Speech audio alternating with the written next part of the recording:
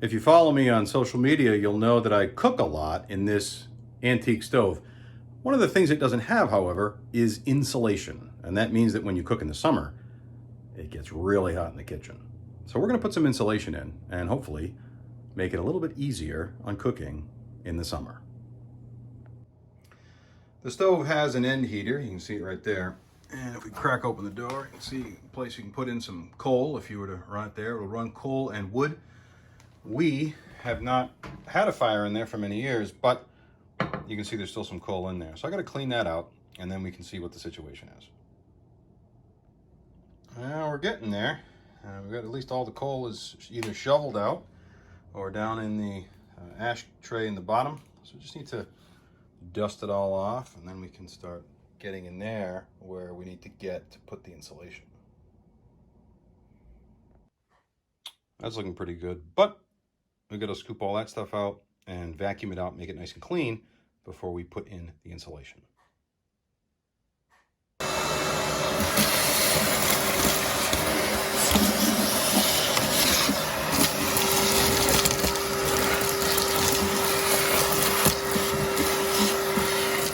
So if you look in here, we've kind of gotten down to the point where we can start doing some work. The flue, I've taken out some of the coal grates there, and the flue is there, but there's a valve right here, and oh no, not that one, this one. If I pull it up, oh, okay, that's not the one either. One of these, there it is. It's back here.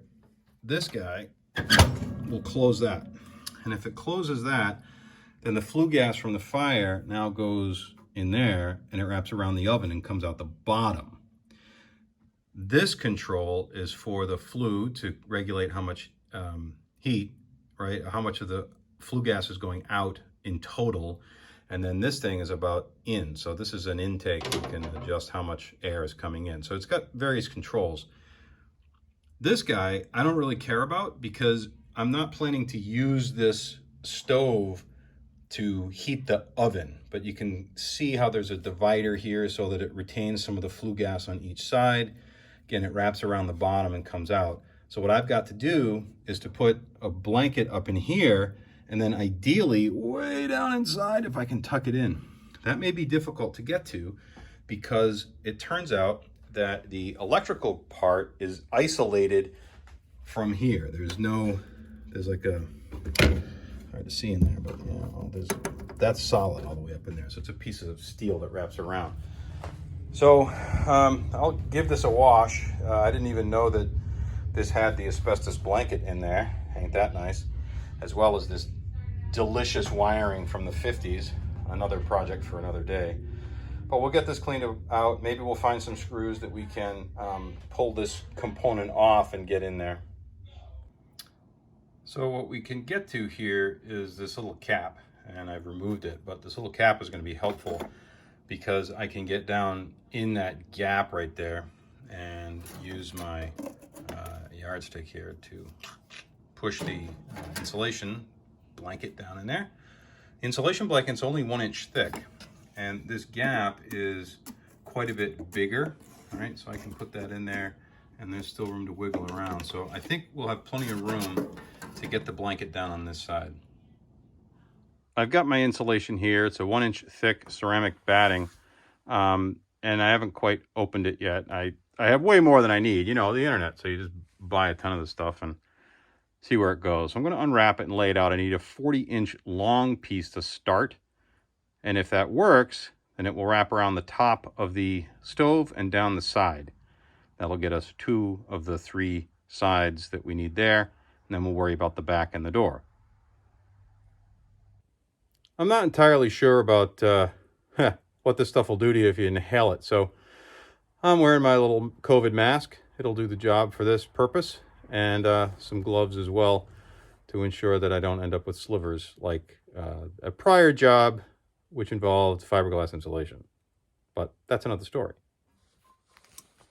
All right, so I've measured out at 40.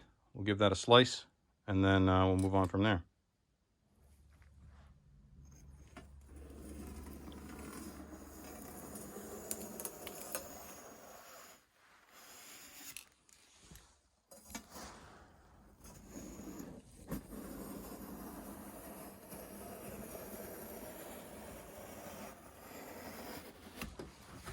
That should be enough. There we go. Looking good. Now we've got to cut it down the center. So that means moving everything around and then laying out a guide. It turns out that the strip is too wide, so I've got to reduce it to 10 inches. I've measured it out. I'll cut it again. And we'll show you what the first one looked like. It was an interesting challenge, to say the least, to get it in there, but it looks like it went in. So we'll go there momentarily. It turns out it's quite a chore to get the wool in there. See, I've got one laid out and it goes there and has to go around the corner. So I have to get it to the corner and kind of bunch it up. And then with my yardstick, yes, yardstick, not meter stick, I have to kind of push it in there to get it down. So that one's in place. In fact, you can see that gap is probably too much in there, so I'll have to pull it back and cut it. The next one's going to go in, I hope, and also go around that corner. So I'll give you a peek in a few minutes when we get that positioned. It took a lot of huffing and puffing, but I did get it in there. Whew, I need a little drink here. This is hard work getting around the corner. I hope it's in place. I'm not really sure. But of course, by doing that, what we've done is we've eliminated the possibility of using the coal or the wood as a source of heat for the stove. And that's okay, because we never really did that before.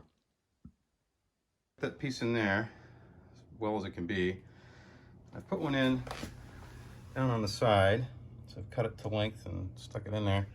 And another one up on top. You can kind of see it all gray because it ended up getting up in the dust down the bottom. So now we just have to put it all back together, put the firebox back in there, and see how it works out. It's not perfect, but it'll do. It's wrapped around this side in here, plus the top, and I think down in there. So that gives us 3 sides. I'm not going to take the back of the oven off at this point. It's a big chore to do that, more than what we've got here. But I think I'll put some in the door. The door is held on by some screws, and then, oh, I might have missed one. I think I got them all. And then we can lift it up. You can see that originally they had put some insulation in there.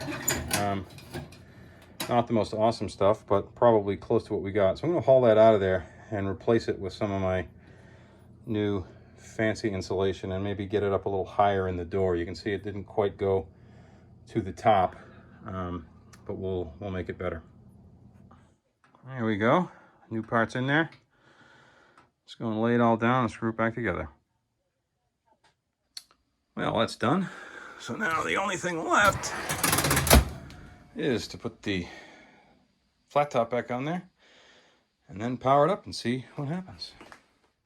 Now it's time to find out what happens when we turn it on. Got the tap cue in. Got the sensor in there. Sit in the middle of the oven. All right, and then we will set the oven here to 350. What we'll do is we'll figure out how long it takes for the oven to get to the appropriate temperature. And the broil mode, that should start to pick up. There it goes. We'll come back when we get to temp. So here we are. We're at 350, which is pretty great. You can see that right there. It took it about 10 minutes to get here, and it's been hanging out for a solid 10 minutes now too. So dead on and looking great. What I'm going to do is crank it up to 475 because that is a temperature we could never hit before. The oven would take all the heat. There we go. Try it 475. And we could not get the heat in the oven to be 475.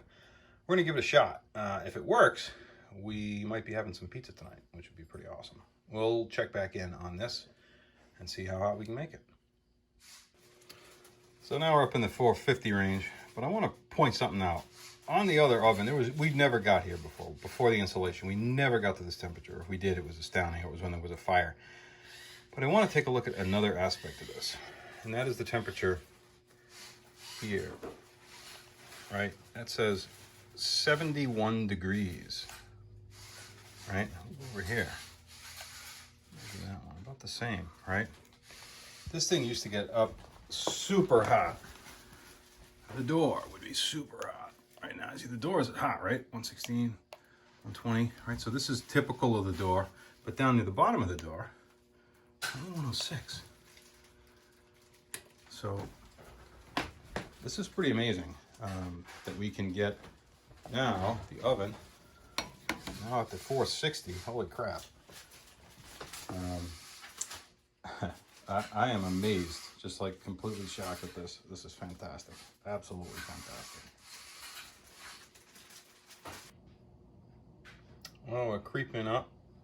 It's been struggling to get up to 470. I think that might be more than adequate for our purposes.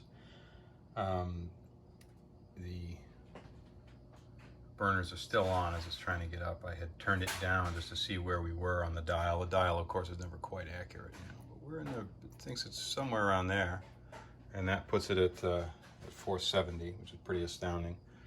And then we can check on the temperature up here, all the way up to 74, right? So this is, again, just great. So the last test we're going to do is just to turn the oven off and see how well it holds the heat.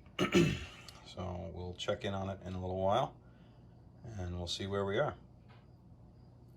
It's been cooling off there for about a half an hour, and it's down to 240 or so, 237. I would say that is pretty awesome. Yes, before you tell me, dude, buy a new oven, I know that. One day. But for now, since the old one works, now it works even better, we'll eke a few more years out of it.